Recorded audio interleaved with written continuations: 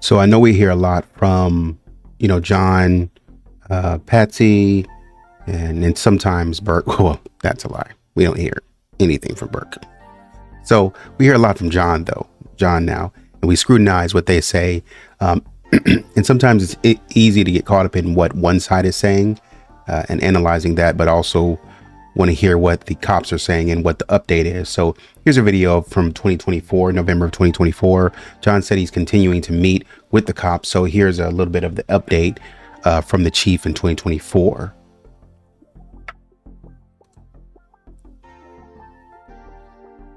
Hello, my name is Stephen Redfern, and I serve as the police chief for the city of Boulder, Colorado. I'm speaking to you today on behalf of the Boulder Police Department to give an update on the investigation into the murder of JonBenét Ramsey.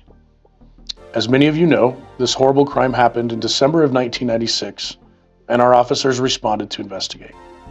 While I was not at Boulder Police 28 years ago, I have worked in policing for more than 20 years, and I want to assure you that our agency is committed to doing everything we can to bring justice to JonBenét and hold her killer responsible. So much of how law enforcement works has changed in the last 30 years.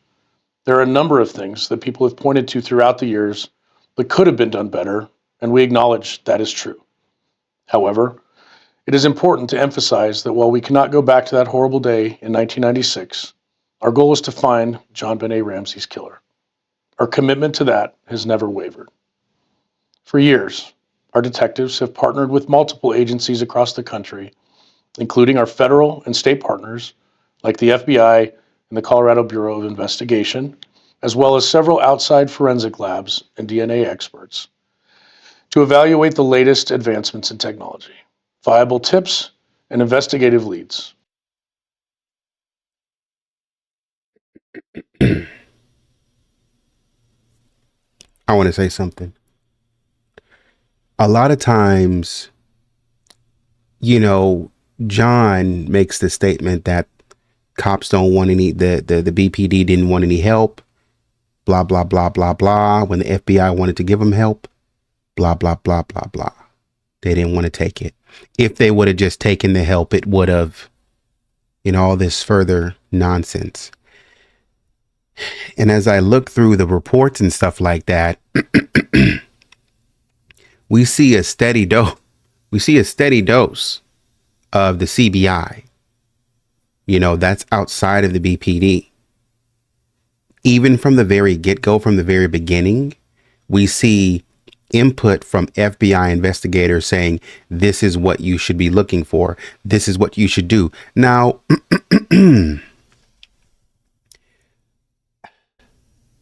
let's say this. If the cops, the BPD specifically, wasn't taking any help, as it is suggested, then they would probably be looking, where they probably would have very seriously been still stuck on the intruder theory. But by putting their heads together with FBI, they came up and said, you know what, we need to stick with the family until we're done. What do I mean by that? What I mean by that is that somewhere along the line, Detective Linda Arndt in her report said, hey, I got a sneaky suspicion that something ain't right here. And so, you know what? If self-preservation, I need to protect myself, make sure I can get up out of here alive, get up out of this house alive. Number two, Whitson was like, I was thinking something was going on, with the kidnapping until, I saw this notepad. That got me thinking I need to go a different direction. Maybe we do need to look at the family. Officer French.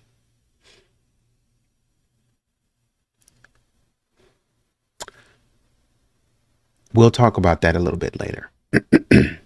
Officer French said he didn't feel right. But he said more specifically, he didn't feel right because of some stuff Patsy was doing. Some very weird stuff Patsy was doing. Some very creepy stuff Patsy was doing. Bro, at any rate, the FBI, when they first came in, said, you know what? Might need to investigate the family. That's what the FBI said. So you have the cops and you have the FBI who are saying, let's stay with the family. Let's stick with the family. So in fact, if we really want to think about it, the cops were doing what they were supposed to be doing in watching the Ramseys continually. Our collaboration also includes the Colorado Cold Case Review Team, which is a panel of outside experts brought together in December of 2023 to review this case, generate additional investigative recommendations, and determine if updated technologies and or forensic testing might produce new intelligence or leads to solve this case.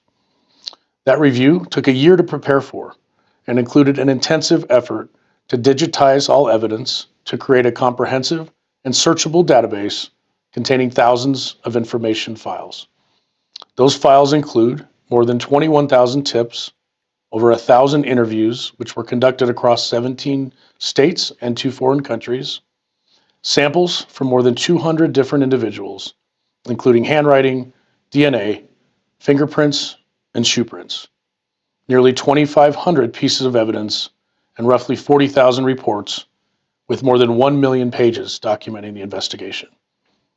A fresh inventory of all collected evidence was made available for investigative review, which would not have been possible without the assistance of the FBI. The Cold Case Review Panel gave us a lengthy list of recommendations, which we are continuing to work through and evaluate. And though that review may have ended, our collaboration with those entities continues to this day. I know that our community would like to know more information and specifics on our progress, but like any major criminal investigation, there is no way that we can share that information publicly without compromising the integrity of this case and any future prosecution by the District Attorney's Office. What I can tell you, though, is that we have thoroughly investigated multiple people identified as suspects throughout the years, and we continue to be open-minded about what occurred as we investigate the tips that come in to detectives. I can also tell you that detectives are regularly investigating some aspects of this terrible crime, and I receive updates frequently. We are hopeful that the renewed public attention will generate more tips, and we encourage anyone who has any information to contact our detectives at the following email.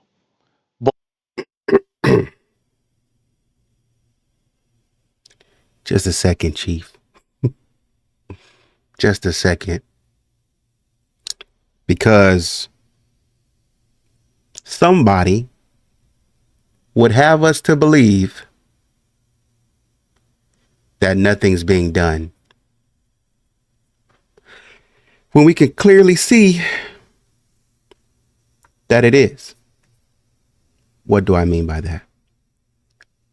He sparked something in me when he said, hey, yeah, man, we went to 2 countries. 2 countries? But it happened in Boulder, Colorado. What are we doing in another country? We went to another country. I don't know where the second one came in, but I know one came in when we went over there to chase down John Mark Carr. Think about for a second what we had to do, what resources we had to use to find this man. Oh, we didn't have to use any resources. He told us right where he was. We still had to, because you can't just go over there and plop the man out of Thailand. I think that's where he was. You can't just go pick him up. You have to work with their government agencies to say, hey, we got somebody over there. You can't just roll up in somebody's country and just pull somebody out. You have to reach out and say, hey, man, we got somebody over there that we think did something very bad. Here's the evidence to prove it. We are wanting to come in your country. Can we do that? Of course, we can boss up, and be like, hey, we're coming, move out of the way. Of course, we can do that, but that's not how things work. We call, phone call, say, man, we're headed over. Went, picked them up, and looked at every possible angle before we had to let the man go. Right? So we went across and we got him. Use sources. This is little BPD that is inexperienced, right? Little BPD that is a sham, found some money, found some resources, found some partners to financially help them go across and get John Mark Carr and bring him back so that we can do a thorough investigation and have him here. So we can go collect, at the very least, some DNA. Furthermore, all of the evidence collected and gone through, and I can tell you right now, the effort to digitize all that information, all those documents, that's going to take you some days, more than days. If you have somebody that's just specifically dedicated to it, that might take some months, maybe even half a year to a year to document, to digitize all of that information. So that is some serious work being done, because then we have to use that documented information to be able to search through and pick out things and all of that. And that we need that so we can increase the efficiency of our investigation. So we have that. We're going through all the testing, all the materials that we need. We've picked up, what do you say, 4,000, 17 states, man, 17 states, bro. We're going from, first of all, went to 2 countries, and then we went to 17 states, traveling to and fro, back and forth, to try to make sure that we check out the people that you told us to check out, checking out 1,000 people, writing. Now, let me ask you something. 1 million pages worth of reports. Now, let me tell you something. Let me ask you something. Which one of those reports did any of the Ramseys write? What did they write? Because I specifically remember a lot of information, or a lot of several conversations with John and Patsy. I don't even have to bring them up. Several conversations with John and Patsy talking about how, oh, I haven't looked at this, or I don't know anything about this, or I haven't seen that. Okay. So if you haven't seen that, then you probably wouldn't be writing anything. And it's the ones who aren't really doing anything that are chirping, ain't looked at nothing, ain't researched nothing, don't want to know nothing. Basically, bring all the information to me so I can look at it and tell you yes or no, as if we are indebted to you. Like we got to report to you, like you're the direct report. That's not how this works. We are the police. We don't report to you and let you tell us, oh, yes or no, don't go that direction. Do go this direction. Now, of course, you can say, oh, these guys are lying. The cops are lying. They're inept. They just don't know what they're talking about. We have the evidence of them working with people. It's just a Google search away. With the CBI involved, with the FBI involved. And I believe that's on both sides, on the Ramsey side and on the BPD side, talking about the involvement of the FBI. So when we go back and we backtrack and we start talking about how, the FBI, that you wouldn't take help from the FBI. Yes, we did. Yes, the heck we did. We did take help. Stop saying that. We keep on going over things that and trying to refute things that have already been established. We did take help. We did receive help, and we did follow the instructions that they gave us. The heck are you talking about? Boulder's Most Wanted at bouldercolorado.gov. You want to copy that? Boulder's Most Wanted at bouldercolorado.gov. If you got any tips, we're not ducking tips. We're not ducking no help. Here's my line right here. Y'all want my tips? Y'all want to give tips? Please send them. Not ducking no smoke, not trying to keep everybody from reaching us and all that stuff.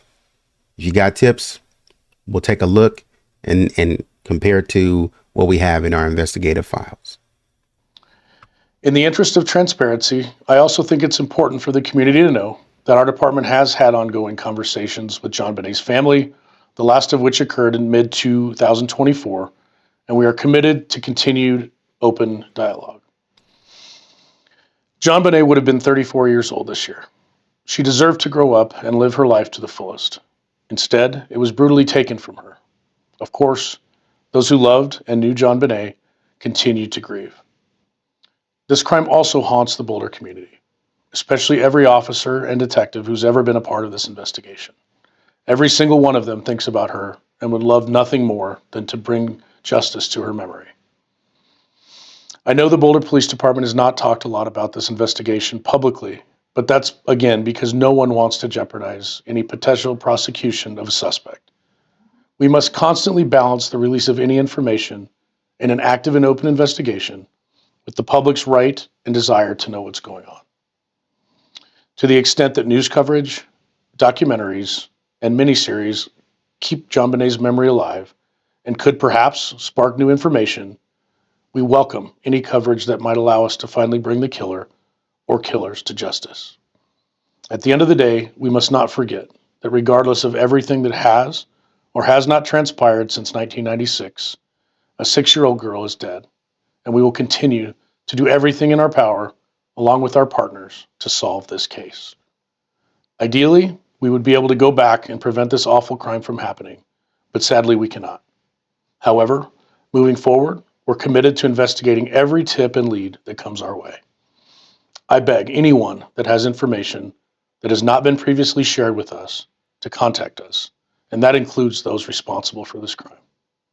Please help us in our efforts to secure justice for JonBenét. Conversations with JonBenét's family, the last of which occurred in mid-2024, and we are committed to continued open dialogue. Mid-2024, probably about June, July, if I had to estimate what he's talking about. You know, this is in November of 2024. So, you know, he said, hey, man, we talked to him about 4 or 5 months ago. And then John will turn around and be like, oh, they've not told us anything. You know, we don't know anything.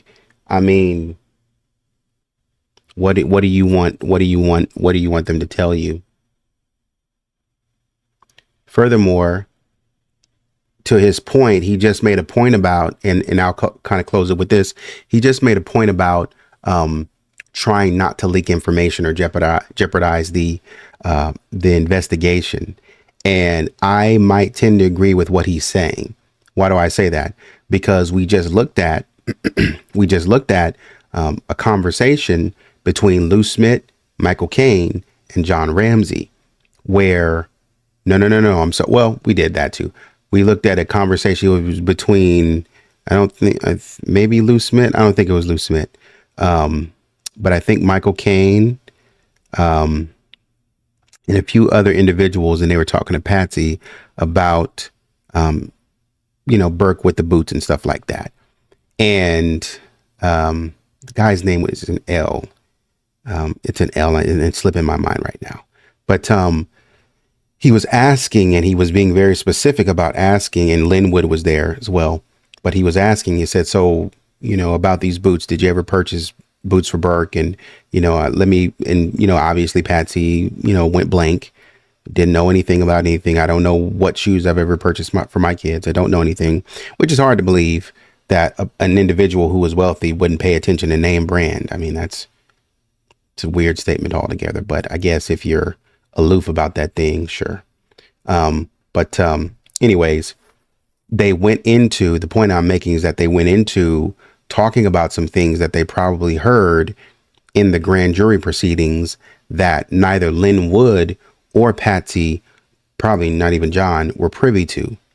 And that threw them off base, that threw Linwood and Patsy off base, to where they had to, and Linwood tried to call their bluff, basically, and saying, if you're talking about these 3 interviews, then I know you lying, because Burke didn't say any of that in any of those 3 interviews. And the cops came back and it was probably the DA's side. It wasn't the cop side, it was the DA's side. And the DA came back and said, well, we're not talking about those interviews. We're actually talking about something else. And then Linwood kept on pressing and trying to get more information, as a lawyer should. And Michael Caine stepped in and was like, we don't want to go too far into what's going on with the grand jury proceedings. But basically, we're going and taking some of that information and bringing it back out and saying, well, this is what Burke said here, and this is what, Fleet White Jr. said, or this is what was said by Burke on behalf of Fleet White Jr. about the shoes. This is what they said. And it makes the Ramseys uncomfortable because it is a blind interview. I can't do anything. I can't tell you what to do. I can't watch. I can't give you a look. I can't squeal. I can't give you a peep.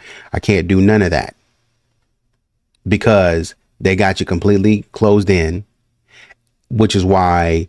And it's funny too, because once you get Burke away from John and Patsy, some things that should not be coming out tend to come out. If you notice that some things that should not be coming out or should not be said tend to come out.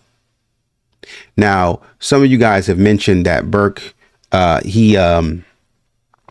he admitted to having a bat of some sort, or one or two bats or something like that. And I think I read somewhere when we were talking about the bat and the bat being outside of the home, in terms of, the evidence against them, Burke said something to the effect of, and I don't know if he said it on Dr. Phil or not. So anyways, but it said something to the effect of, hey, there were two bats. I know I owned one, but the one I used, that wasn't used on JonBenét or anything, and all such as that. But when you pull Burke away, stuff like that starts to come out. When you pull Burke away, then he starts to say stuff like, oh, I did go back downstairs after everybody was asleep. And then John has to come back and clean it up. And as you notice, you ain't seen or heard from Burke since 2016. Ain't heard a peep from Burke since 2016. I would think that somebody got together with him and said, look, we got to put you back on the bench. We can't put you in the starting lineup. It's too risky. Which is probably why it's very difficult to find that interview. You can probably find bits and pieces from different places where people have grabbed the interview and downloaded it and held on to it. But for the most part, in my experience, that interview has been scrubbed from the internet. You cannot find it. That part, and I'm talking about like part 1. You cannot find that. You might be able to come up with like part 2, but finding part 1 is extremely difficult, or at least it has been for me. I know some people who said they have it and they've had to do screen grabs or screen records and stuff like that. And then you, as we've shown, like little pieces from individuals on TikTok and stuff like that. But the full interview in its entirety for me has been hard to find. And this is probably why, because we don't want to get any leakages from anybody. We don't want to tamper. We don't want to compromise the investigation. So we just ain't gonna say nothing, because we don't know who our friends are or our enemies are. Find out a little bit more about why I say that later. But anyways, I'll leave it right there. Like I said, this is just going to be a quick hit. Just wanted to get an update so we can understand something from the other side. So that's going to be the video. Thank you for everyone contributing and helping. Appreciate what you're doing. Like, share, subscribe, comment. Let me know your thoughts as always. And until next video, take it easy.